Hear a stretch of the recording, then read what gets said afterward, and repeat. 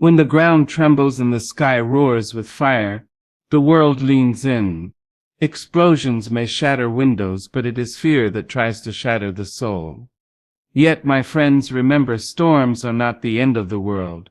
They are the birth cries of a new dawn. The ground beneath you may quake, but you must be the mountain that will not bow. The air may thicken with the smoke of destruction, but within you is the breath of eternity.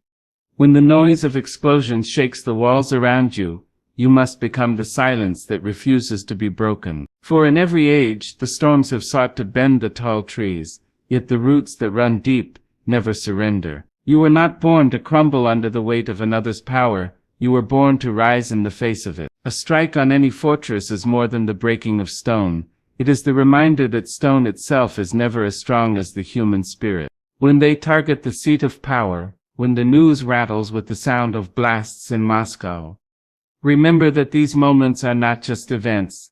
They are signals to the soul. They remind us that nothing, no matter how grand or guarded, is beyond the reach of change. History is full of leaders who believed their towers were eternal, but time and truth proved otherwise. The mountain does not fear the wind, for it has stood through centuries of storm. Likewise, you must find within yourself the unshakable truth that allows you to stand while the world shifts beneath your feet. Fear is a cunning enemy. It does not always arrive in the form of an army. Sometimes it comes quietly, like doubt slipping into your heart.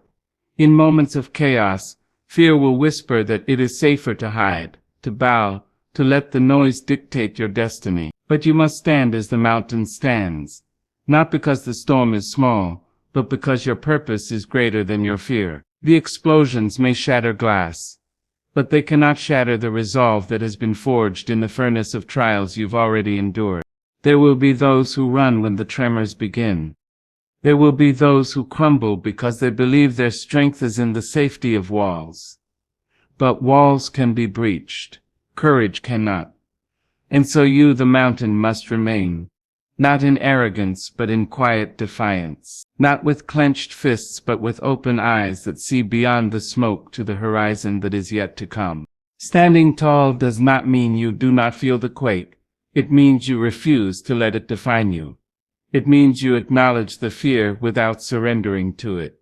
It means that when the fire rains down and the earth shakes, you plant your feet deeper, drawing from the well of resilience within you. For this is how mountains are made, not in stillness and comfort, but in the unending test of storms. In the days to come, the noise may grow louder, the ground may shift again. The headlines may paint a picture of unending destruction. But the truth is, mountains outlast battles. They watch empires rise and fall, and still they stand. You too can outlast the moment you are in. You can refuse to be defined by the chaos that surrounds you. You can choose to be the steady ground others find their footing upon. And when the dust clears and the fire fades, the world will look to the ones who did not bow, and it will see you. The strike may target a residence, but the greater target is always the human spirit. The roar of weapons and the crash of falling planes are meant to do more than break walls. They are designed to shake hearts, to drain hope, to make people question their own strength. Yet there exists a power that no artillery can silence, no explosion can erase: the power of courage. Courage is not the absence of fear. It is the decision to stand while fear surrounds you. It is the steady voice that speaks even when the air trembles with noise. When the ground is littered with the remains of conflict, courage rises like a song above the smoke. Those who orchestrate violence understand the psychology of fear. They know that when the skies light up with fire, many will instinctively shrink, hide, or lose their voice. But courage refuses to be contained. It refuses to whisper when the world tries to shout it down. Courage is not built in comfort. It is forged in the very moments that threaten to break you. The strikes in Moscow, the plane brought down from the heavens, these are not just attacks on structures or machines. They are attempts to send a message, to make millions believe they are powerless. Yet history teaches us that the message of the oppressor is never the final word. Courage is louder than cannons, because it speaks to the soul, not just to the ear. A cannon may silence a crowd, but courage inspires a movement. A missile may tear through metal, but courage tears through the veil of hopelessness. It begins as a small ember inside, often unnoticed, until the moment comes when it bursts into flame. That flame can leap from one person to another, igniting entire communities until fear no longer has a place to live. Think of those who in the face of war choose not to flee but to help others escape. Think of the medics who rush toward the wounded while the bombs are still falling. Think of the journalists who refuse to stop telling the truth, even when their lives are in danger. These acts are not born out of recklessness. They are born out of courage, and every time such courage is displayed, it becomes a shield, not just for the one who carries it, but for everyone who witnesses it. Courage is contagious. One act can inspire 100 others, and 100 can inspire thousands. This is why the powerful fear it. They can map your streets, monitor your skies, and break your bridges, but they cannot predict the moment when an ordinary person will choose to stand tall. They cannot stop the ripple that follows. When the sound of explosions fills the night, when propaganda tries to paint the picture of inevitability, courage steps forward to declare that no outcome is final until the people decide it is. It tells the frightened heart that there is more strength within it than it has ever known. It tells the trembling hand that it can still lift another from the rubble. It tells the weary mind that even in the darkest hour the light is still worth reaching for. So let the cannons roar. Let the sky burn with the noise of those who believe might makes right. Courage will always rise above the sound, speaking into the silence that follows, reminding us all that what lives in the human spirit cannot be shot down. Every explosion is an unwelcome teacher, arriving without invitation, yet leaving lessons etched to deep in the soul. The first reaction to such violence is always shock. Our senses rebel against the noise, the heat, the destruction. But in time, meaning begins to take shape within the chaos. Pain, though it stings and wounds, carries with it truths that comfort never reveals. It strips away illusions, showing us not just the fragility of what we build, but also the depth of what we can endure. In Moscow, where the night has been torn apart by fire, the smoke rises not only from broken buildings, but from the end of false certainties. The message is undeniable. No leader, no empire, no wall of defenses can outrun the day when justice demands its due.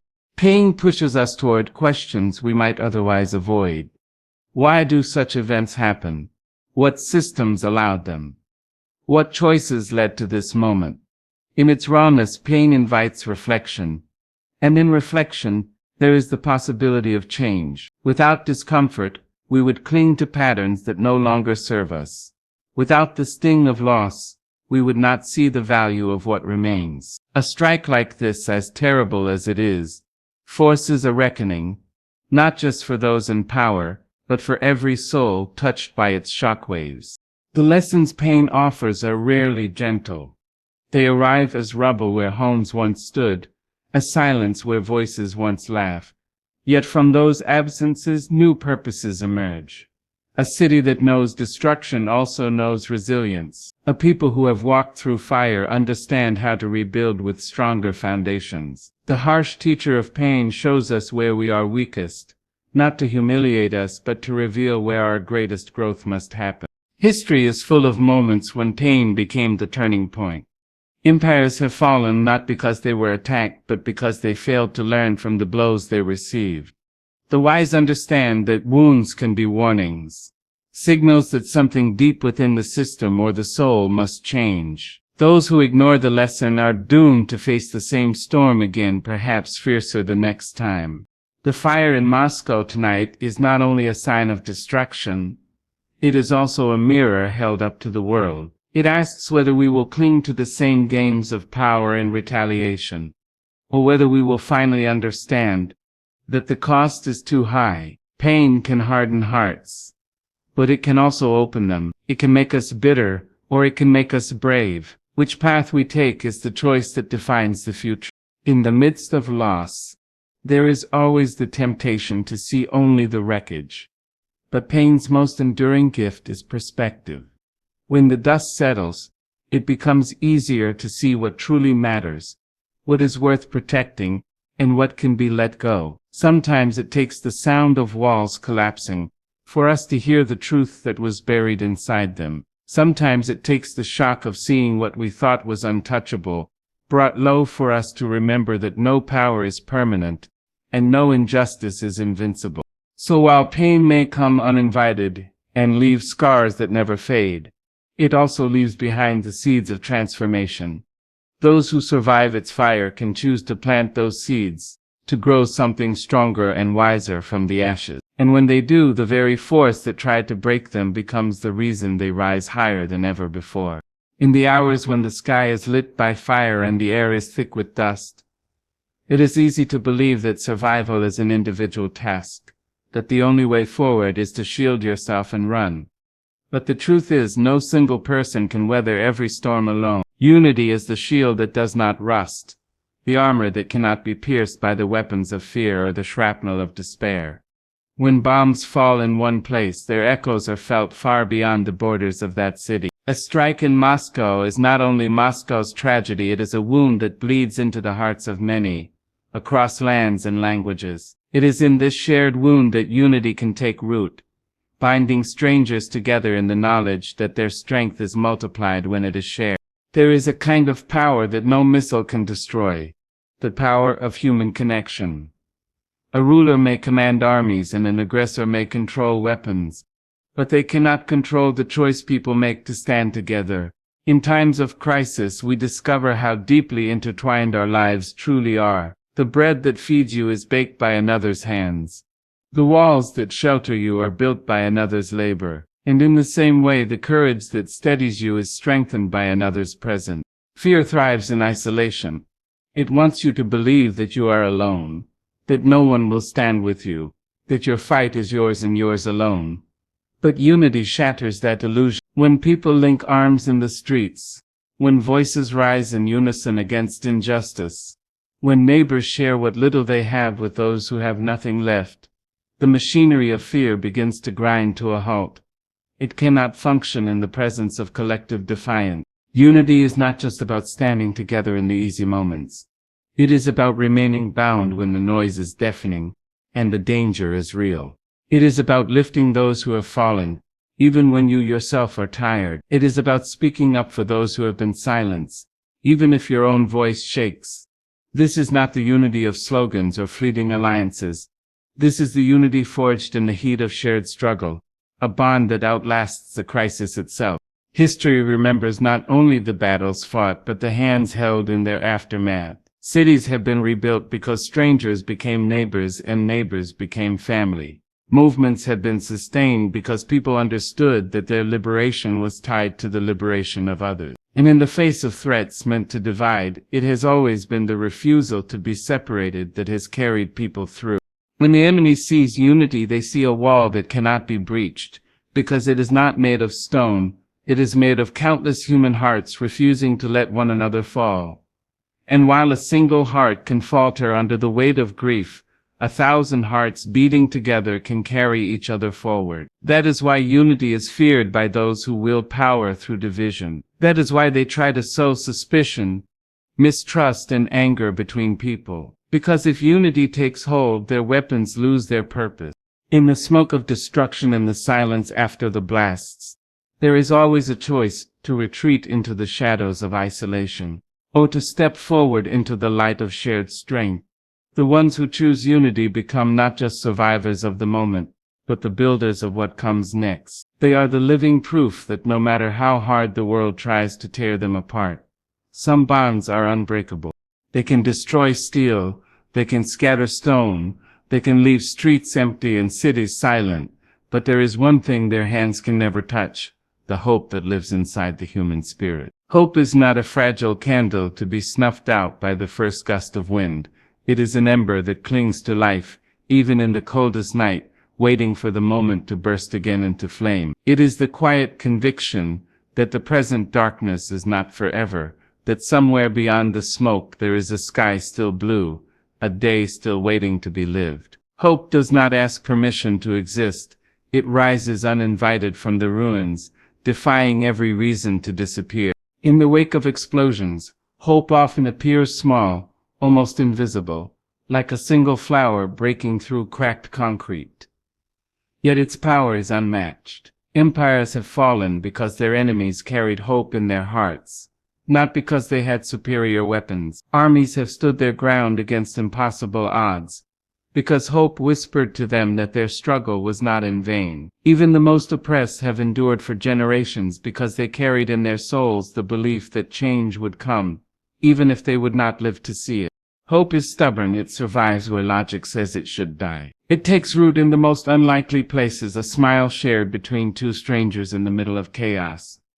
The sound of a child's laughter echoing down a shattered street. The sight of neighbors working side by side to clear the rubble from their homes. These small moments are the sparks that keep hope alive, reminding people that humanity's light is stronger than humanity's cruelty.